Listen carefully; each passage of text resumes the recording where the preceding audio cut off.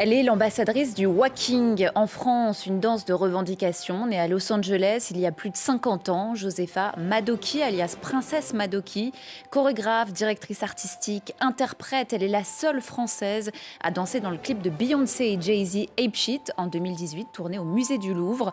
On la retrouve cette fois au musée d'Orsay où la danse walking est à l'honneur à l'occasion des Jeux Olympiques de Paris.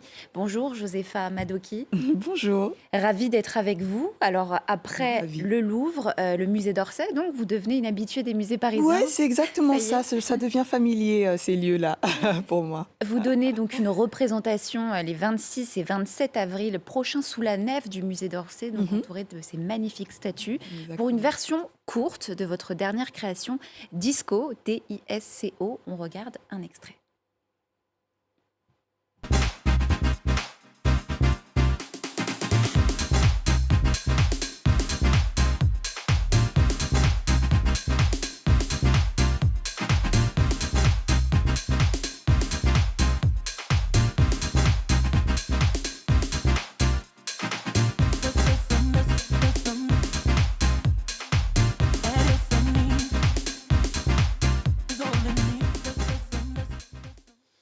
Il faut donc imaginer toutes ces chorégraphies au musée d'Orsay entourées de ces statues. Il paraît que vous étiez plus impressionné par la Joconde que par Beyoncé quand vous avez tourné dans le clip. C'est vrai que en fait, j'ai fait mon solo dans le clip. Quand vous regardez, il y a un solo qui se fait juste devant la Joconde, en fait. Et on m'a placée juste devant elle. Et quand je dansais, j'avais l'impression véritablement qu'elle me regardait. Il y avait Beyoncé en face de moi et la Joconde derrière. C'était une expérience assez unique et J'imagine. stressante. La pression devait être assez grande. C'est ça, c'est ça. Et qu'est-ce que vous avez ressenti alors sous le regard de ces statues au musée d'Orsay ? Ben écoutez, c'est un peu le même sentiment de vraiment faire partie de quelque chose d'important, d'unique et de rare, parce qu'en fait, voilà, les œuvres au musée d'Orsay sont extrêmement belles, et puis c'est un bel écrin. Donc c'est vrai qu'on se sent impressionné, mais on a envie de faire partie de cette œuvre, quoi. Et donc l'événement à Orsay, ça va être un petit peu ça, parce que le walking pour moi it's an art form, donc c'est vraiment une walking is art, quoi. C'est de l'art, et que ce soit mis en lumière dans ce lieu-là, ça fait sens pour nous, pour la communauté walking, et on est très heureux d'être là. Mais justement, expliquez-nous qu'est-ce que c'est que le walking, cette danse qui est née à Los Angeles dans les années 70, il y a plus de 50 ans. Donc, oui. Qu'est-ce que ça signifie aujourd'hui, plus de 50 Oui, ans en fait, après ? c'est une danse qui est, comme vous l'avez bien dit, c'est une danse de résistance, une danse vraiment pour affirmer son identité. Donc c'est la communauté queer de Los Angeles, afro-américaine et latino, qui a créé cette danse-là. Donc c'est des hommes qui en fait s'inspiraient entre autres du cinéma hollywoodien, des films en noir et blanc, avec des stars comme Garbo, Fred Astaire, Marilyn Monroe. Voilà, c'était toutes ces icônes-là dont ils s'inspiraient pour prendre les poses, pour imiter leurs attitudes, etc. Parce que c'était un monde dans lequel ils ne se retrouvaient pas. Dans les années 70, être gay, être afro-américain ou latino, c'était compliqué. Et du coup, c'était une manière pour eux de prendre un espace dans lequel ils n'avaient pas le droit d'être, et de créer leur propre glamour à eux dans le club, parce que le club, c'était leur espace safe pour justement créer tout ça. Et aujourd'hui, cet espace, c'est le musée d'Orsay. C'est ça. Comment faire résonner le walking au musée d'Orsay ? Comment donner vie à tout ça ? On va donner vie à tout ça déjà en amenant la communauté walking à cet endroit-là. Disco, c'est une pièce avec 8 danseurs de walking, une DJ, parce que la musique est centrale dans cette pièce, mais aussi pour la culture walking. Donc c'est vraiment la DJ qui va aussi mixer en plein milieu de la nef, entourée de ses sculptures, de ses peintures, du public. On va installer une boule à facettes en plein milieu de la nef. Donc ça va être un petit peu, une sorte de redécoration de ce lieu-là en mode clubbing, en fait. Donc ça va être ça. Donc ce spectacle, il s'inscrit dans l'Olympiade culturelle organisée à Paris, donc pour célébrer les 3e Jeux olympiques de l'histoire de la capitale. Comment la danse s'intègre dans cet événement sportif international ?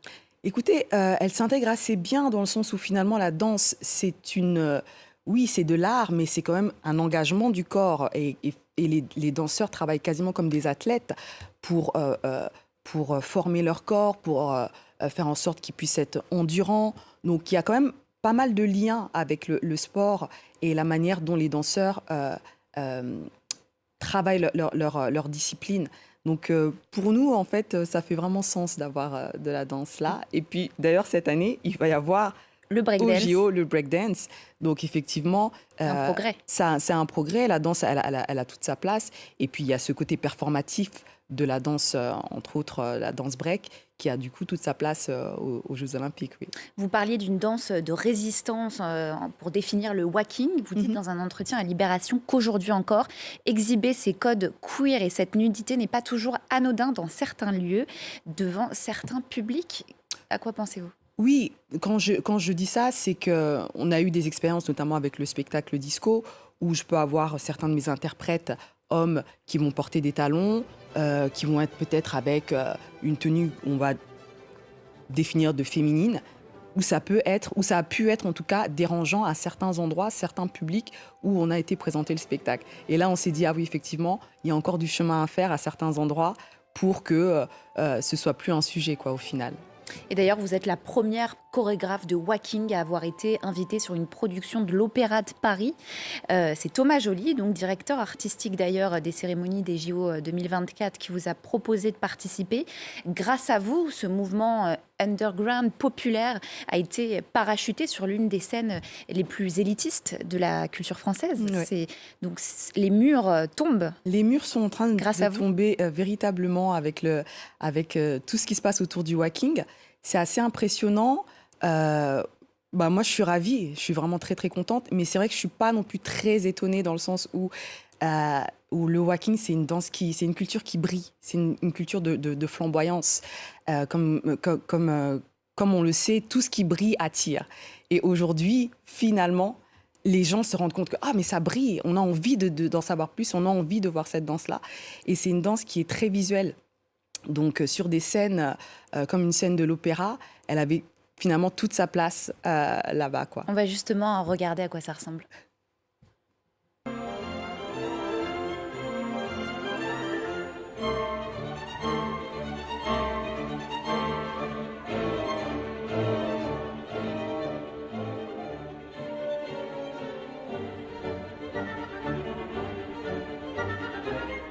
Voilà, Joséfa Madoki à l'Opéra de Paris, ça a été un immense succès. Au sein de votre parcours, il y a eu une rencontre décisive avec le chorégraphe Sidi Larbi Cherkaoui. Vous dites qu'il vous a donné accès à des espaces inespérés.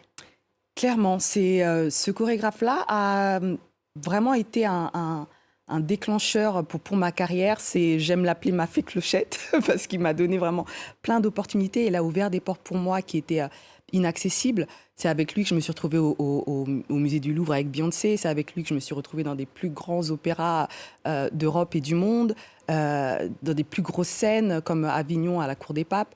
Donc oui, je lui dois beaucoup et c'est une grande inspiration pour moi. Et justement, Solène Claus l'a rencontré, on l'écoute. Je pense que ce qui est vraiment unique avec Joséfa, c'est que elle est plusieurs choses en même temps. Bien sûr, on la connaît du walking, mais moi, je l'ai connue déjà en tant que danseuse avant. Et en fait, elle avait cette capacité à intégrer plusieurs styles à l'intérieur d'elle-même et à exprimer plusieurs idées en même temps. Travailler avec elle, c'est toujours trouver... c'est comme une âme sœur, en fait. C'est quelqu'un qui est vraiment à l'écoute des gens autour d'elle et en même temps très clair. Donc, c'est quelqu'un avec beaucoup de talent. C'est la surprise parce que je m'y attendais vraiment pas. Et je sais qu'il a très très peu de temps et je suis vraiment merci pour cette surprise parce que pour le coup ça me touche beaucoup. Vous parlez de fée clochette, lui il parle d'âme sœur. Ben oui, carrément, mais c'est vraiment ça, c'est vraiment un grand respect qu'on a l'un envers l'autre, mais vraiment pour l'art, mais aussi pour ce qu'il est en tant qu'humain. Je pense on s'est connecté aussi en tant qu'humain et notre approche tout simplement de la rencontre et de la danse, du mouvement. Ça s'entend et ça se sent. Et justement, grâce à lui, vous avez donc tourné dans le clip de Beyoncé. Racontez-nous votre rencontre avec cette icône. Ben, ça a été une rencontre assez incroyable. J'ai même pas vraiment eu le temps d'y réfléchir parce que l'arbitre m'a dit, écoute, on va faire ça, on va se retrouver à tel endroit et on va faire le clip de Beyoncé. Et j'ai pas vraiment, pendant que j'y étais, j'ai pas voulu réfléchir à l'envergure du projet. J'ai rencontré Beyoncé, Jay-Z, Blue Ivy, il y avait tout le monde, mais j'avais une tête tout à fait normale, comme si, bon, ben voilà, c'est un job comme un autre. Et c'est à l'issue des 2 jours, parce que le tournage a duré 2 jours au musée du Louvre, que je suis sortie de là en me disant, waouh, j'ai quand même rencontré l'une des plus grosses artistes mondiales et j'ai collaboré avec elle sur un projet extraordinaire. Donc, oui. Et maintenant, on vous retrouve au musée d'Orsay. L'histoire qui continue à s'écrire de façon magnifique pour vous, Josepha Madoki. On termine cette émission avec votre coup de cœur culturel et vous avez choisi la rétrospective d'Iris Van Herpen qui rend hommage à l'une des créatrices de mode les plus visionnaires de sa génération. Pourquoi ce choix ? Pourquoi ? Parce qu'en fait, je travaille sur ma nouvelle pièce qui va s'appeler Haute Couture, qui est justement sur l'univers de la mode et du fashion. Donc, je fais pas mal d'expositions, de recherches dans ce sens-là. Et je suis tombée sur cette exposition au Musée des Arts Décoratifs et j'ai découvert le travail de Iris, qui me semble, en tout cas pour moi, extraordinairement novateur. Voilà, vraiment novateur, créatif. Et j'aime la manière dont elle utilise le vêtement comme une pièce d'art finalement, avec souvent un travail en 3D qui est vraiment original. Vous continuez donc à faire tomber les murs entre les différents arts, que ce soit donc la mode, la danse et puis maintenant la statuaire et la peinture au musée d'Orsay. C'est ça. Merci beaucoup à vous, Josepha Madoki. À l'affiche, c'est donc déjà fini, mais l'aventure continue sur tous nos réseaux sociaux. On se quitte avec des images de l'exposition Iris Van Herpen, sculptée l'essence. Je vous dis à très vite.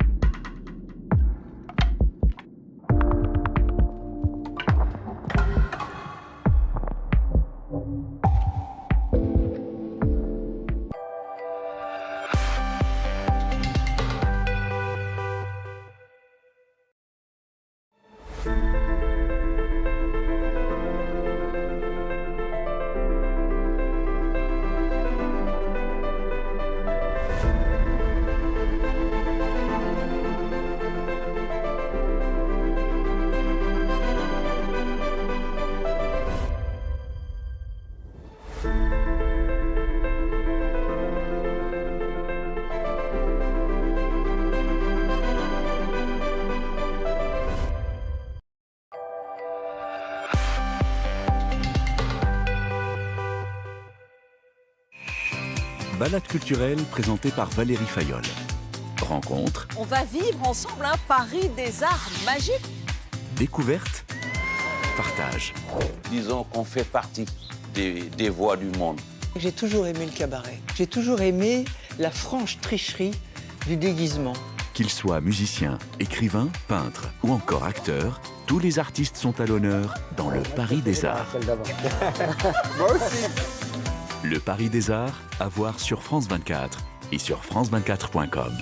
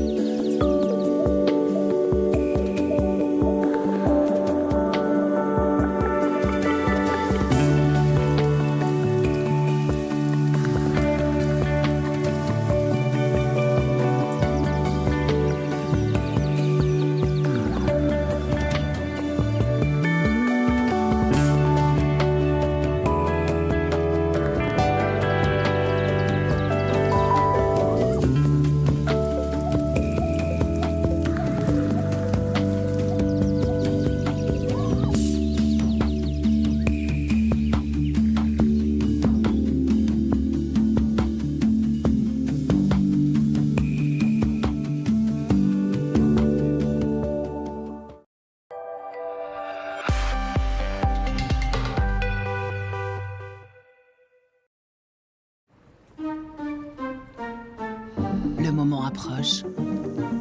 Il est dans toutes les têtes. Dans tous les gestes. Encore quelques mois, juste assez pour que tout soit ajusté.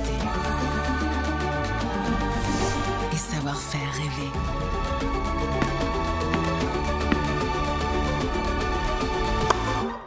LVMH, artisan de toutes les victoires. Moi, j'ai toujours peur de tomber dans la réserve d'essence. Ma meuf, pas du tout. L'autre fois, voyant orange, elle me fait « T'inquiète, je connais ma voiture ». 10 minutes après, je suis en train de pousser et elle, toujours au volant. « Je te jure, c'est pas un problème d'essence, je connais ma voiture ». À la Maïf, on vous dépanne même si vous êtes à l'origine de la panne. Maïf, assureur militant.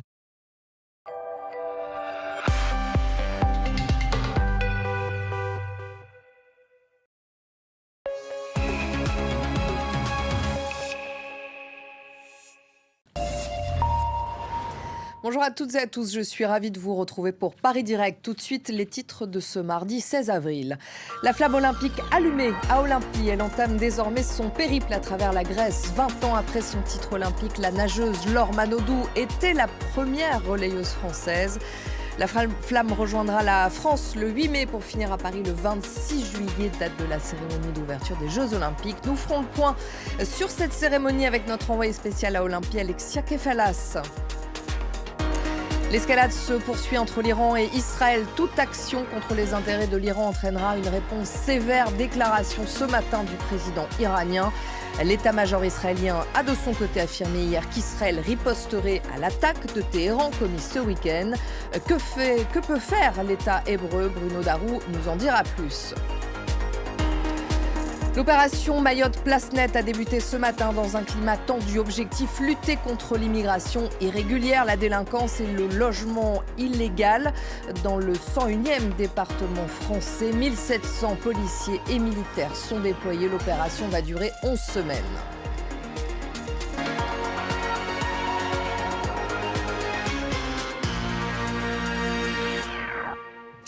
L'Iran et Israël semblent loin de la désescalade. Aujourd'hui, dans un communiqué, le président iranien Raïssi a expliqué que toute action contre les intérêts de l'Iran entraînerait une réponse sévère. Déclaration faite suite aux propos tenus hier par l'état-major israélien. Il a affirmé qu'Israël riposterait à l'attaque de drones et de missiles lancés par Téhéran dans la nuit de samedi à dimanche. Cécile Galuccio. Nous le ferons au moment et à l'horaire que nous choisirons. Il y aura donc une réponse israélienne envers l'Iran. Quand? C'est toute la question. Mais d'abord, l'État hébreu se félicite. L'attaque qui se dirigeait vers Israël a été déjouée presque sans pénétrer sur notre territoire. Nous restons au plus haut niveau de préparation. L'Iran devra faire face aux conséquences de ces actes. Nous choisirons notre réponse en conséquence. Sur le réseau social X, Benyamin Netanyahou a tenu à remercier ceux qui ont permis de déjouer l'attaque iranienne. Israël apprécie profondément le soutien des États-Unis, de la Grande-Bretagne, de la France et d'autres pays dans la mise en échec de l'attaque iranienne contre Israël. Washington dit vouloir éviter un embrasement et assure qu'Israël prendra seul sa décision de riposte. De son côté, Téhéran a déjà prévenu.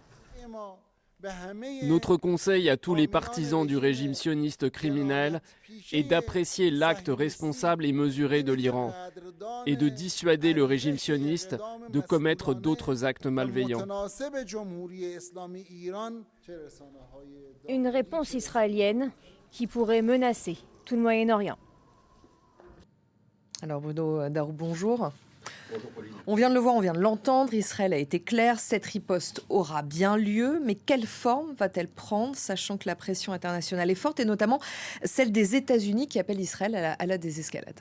Oui, c'est tout le problème qui est posé au gouvernement israélien et plus précisément à Benyamin Netanyahou. Donc on l'a entendu de la part des responsables de l'armée, il y aura une riposte. De toute façon, vu ce qui s'est passé le week-end dernier, cette attaque massive de drones et de missiles iraniens sur le territoire israélien, même s'il y a eu quasiment aucun dégât, cette attaque massive ne peut pas rester sans réponse d'un point de vue symbolique, politique et même stratégique. Donc riposte il y aura. Toute la question effectivement, c'est de savoir quand et comment. Alors sur le quand, on verra bien si c'est rapide ou si c'est plus étalé dans le temps. Et sur le comment, il y a plusieurs options sur la table. Israël peut décider de s'en prendre directement au territoire iranien et à des sites stratégiques. On pense en particulier aux sites nucléaires, mais ça paraît d'abord hautement dangereux et inflammable, si je puis dire, puisque évidemment ça entraînerait une réaction de l'Iran. Et puis même sur la faisabilité de la destruction, notamment des 2 sites nucléaires iraniens, parce qu'il faut une bombe extrêmement puissante pour faire des dégâts qui stoppent ou ralentissent considérablement le développement de l'arme nucléaire par l'Iran. On sait qu'elle en est toute proche, en fait, puisque selon certaines informations, eh bien, elle ne serait pas loin des fameux 90% d'enrichissement de l'uranium qui permettent de passer à la militarisation de la bombe atomique. Donc ce serait en plus difficilement faisable, comme je le disais, et très difficilement faisable sans l'appui des États-Unis. Or, les États-Unis, on parlait de cette pression à l'instant, les États-Unis ne veulent pas s'associer à Israël dans une opération de cette nature. Donc, on verra bien si le gouvernement israélien choisit de faire comme il veut faire ou s'il écoute son allié américain. Il y a d'autres options possibles, s'en prendre plus particulièrement, comme ça avait été le cas d'ailleurs le 1er avril, non pas tant en termes de lieu, mais en termes d'organisation, s'en prendre aux gardiens de la Révolution, qui avaient donc déjà été visés le 1er avril dernier dans l'annexe du consulat iranien à Damas. Et enfin, s'en prendre à des groupes alliés de l'Iran dans la région. On pense bien évidemment au Hezbollah. Ce sont les options qui sont sur la table et qui font l'objet apparemment de vives discussions au sein du cabinet de guerre israélien. Et Benyamin Netanyahou, le Premier ministre israélien, doit également composer avec l'opinion publique israélienne qui est toujours traumatisée, bien sûr, par le 7 octobre. Oui, c'est l'autre partie de son équation qui n'est pas simple, parce qu'avec ce qui s'est passé ce week-end, il a récupéré donc une partie du soutien international avec cette coalition autour d'Israël qui lui a permis de défendre le territoire de l'État hébreu.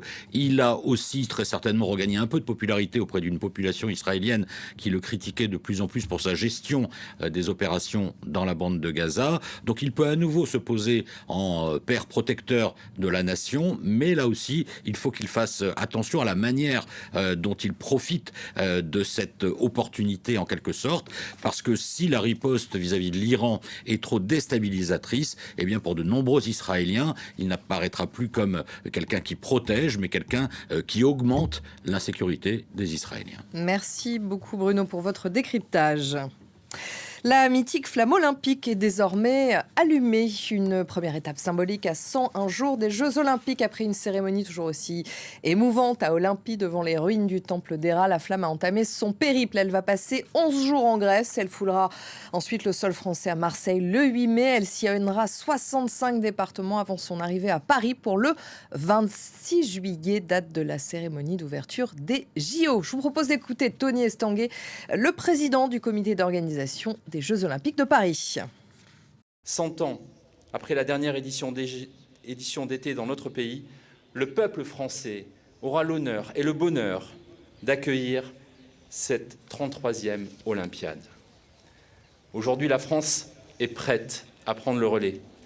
Après la première participation des femmes aux Jeux de Paris 1900, le premier village des athlètes à Paris 1924, nous sommes prêts à écrire une nouvelle page de la grande histoire olympique avec les 3e Jeux d'été en France, à Paris. Et on rejoint à Olympie notre envoyée spéciale Alexia Kefalas. Alexia, bonjour, vous avez suivi cette cérémonie en direct et vous êtes avec Mathieu Lehammer qui est le designer de la torche de la flamme olympique. Exactement, une cérémonie émouvante, vous l'avez suivi en direct sur France 24, depuis ce stade Olympie où le premier coureur grec a tout de suite transmis la flamme à Laure Manodou, la nageuse olympique française. C'est vraiment un moment très très émouvant, surtout puisque la Grèce et la France sont directement liées avec cette idée de Jeux Olympiques, des Jeux Olympiques qui sont relais, qui ont connu leur modernité en 1896 grâce au baron Pierre de Coubertin. Mathieu Lehammer, vous êtes le concepteur de cette torche olympique qu'on a vue dans les mains de Stefanos Doskos, qu'on a vu dans les mains aussi de Laure Manodou. Déjà, ça vous fait quel effet et quel est le concept de cette flamme ? Alors, quel effet ? Le premier effet, c'est que moi, je vis avec cette torche depuis 1 an et demi, depuis les premiers dessins, les premières esquisses jusqu'à ce qu'on a vécu aujourd'hui. Donc c'est le moment où c'est comme un enfant qui quitte le foyer familial, quoi. Donc vous faites tout ce que vous pouvez pour qu'il soit fort, bien éduqué, tout ce que vous voulez. Et puis à un moment, il dit c'est bon, je suis fort et je pars. Et donc pour moi, c'était le moment où j'ai fait progéniture créative. C'est émouvant. Ouais, c'est émouvant, c'est très émouvant. Et surtout qu'il y a un décorum, on est dans un lieu éminemment historique, il y a toute une délégation qui arrive du monde entier. Tout ça est très populaire, très rituel, très calibré. Donc oui, c'est très émouvant parce que d'un seul coup, une torche olympique, ça ne sert à rien, ça n'est qu'un symbole. Mais c'est ça qui est sublime en fait. Et donc on se réunit tous pour vivre ce moment-là. Ça ne sert à rien, mais ça fait 1 an et demi que vous avez travaillé dessus. Parce que j'imagine que c'était un poids terrible, c'est la 33e Olympiade organisée de Paris. Comment on fait pour se distinguer des autres torches? Alors la meilleure façon de se distinguer des autres torches, c'est de ne pas les regarder, les autres. N'importe qui, il y en a quelques-unes que je vais garder à l'esprit, mais je me suis bien gardé d'aller dans le musée de l'Olympisme et voir toutes les torches une par une. Je savais bien que ce n'est pas là qu'il fallait se nourrir en termes d'inspiration. En fait, la torche, elle s'est construite sur 3 éléments principaux. Le premier, c'est l'idée d'égalité. Paris 2024 porte cette idée d'égalité depuis le début. Nous, Français, en plus, elle nous parle un peu parce que c'est partie de notre slogan national. Mais parce qu'en fait, c'était égalité en termes d'égalité de traitement entre Jeux Olympiques, Paralympiques, parité parfaite, athlètes hommes, athlètes femmes. Donc moi, ensuite, l'enjeu, c'était de me dire comment je transforme cette philosophie d'égalité en objet. Et donc c'est là où la torche a pris le parti de devenir absolument symétrique, comme un objet évoquant cette égalité.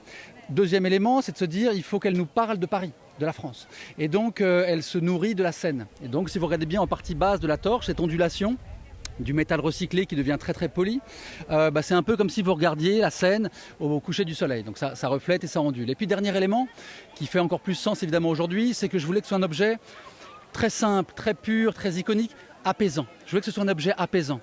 Le moment du relais, c'est pas la compétition, c'est pas encore les Jeux Olympiques, c'est pas encore la lutte, c'est pas encore la bataille. C'est un moment très symbolique, très fraternel où on se transmet quelque chose. Donc je voulais que l'objet porte toutes ces valeurs-là. Combien de torches? C'est la dernière question. Combien de torches est-ce que vous avez fabriqué pour ces Jeux? Il va y avoir 2000 torches produites. C'est la première fois qu'on en produit aussi peu en fait. D'habitude, il y en a 10 à 12 000 qui sont produites. Là, pour réduire l'empreinte au maximum, on réduit chacune des torches. Et en fait, là, pour la première fois, une torche va vivre 4, 5, 10 moments différents avec différents relayeurs. Merci beaucoup Mathieu Lehanner. Donc vous avez vécu aussi ça de l'intérieur avec ces torches, de l'extérieur aussi, puisque sur France 24 vous avez vu ces magnifiques images de cette cérémonie avec la grande prêtresse. Alors certes, le feu n'a pas été directement allumé par les rayons du soleil parce qu'il y a des nuages ici à Olympie, mais il y avait la flamme de rechange. En tout cas, cette flamme, elle a démarré son parcours et elle arrive à Paris pour le 26 juillet. Merci Alexia en direct d'Olympie. Les autorités françaises lancent une nouvelle opération à Mayotte, 1 an après la première surnommée Wuambushu. Baptisée cette fois Mayotte Place Nette, elle a le même objectif, lutter contre l'immigration illégale, l'insécurité et le logement insalubre. Quelques 1700 gendarmes, policiers et militaires vont être déployés. L'opération va durer 11 semaines. Le début de cette opération s'est déroulé dans un climat très tendu, selon nos informations sur place. Je vous propose d'écouter Marie Guévenoux, la ministre déléguée chargée des Outre-mer. Nous lançons donc l'acte 2 du retour de l'ordre à Mayotte, avec l'opération Mayotte Place Nette qui a débuté ce matin dès les premières lueurs de l'aube. Comme pour Wuambushu, c'est une opération de grande envergure qui se déroulera jusqu'au mois de juin pour répondre aux enjeux sécuritaires et en lien avec le parquet. Nous avons identifié 60 individus qui constituent des cibles prioritaires. Merci de votre attention. Je vous retrouve dans 15 minutes pour un nouveau journal dans Paris Direct. À tout de suite.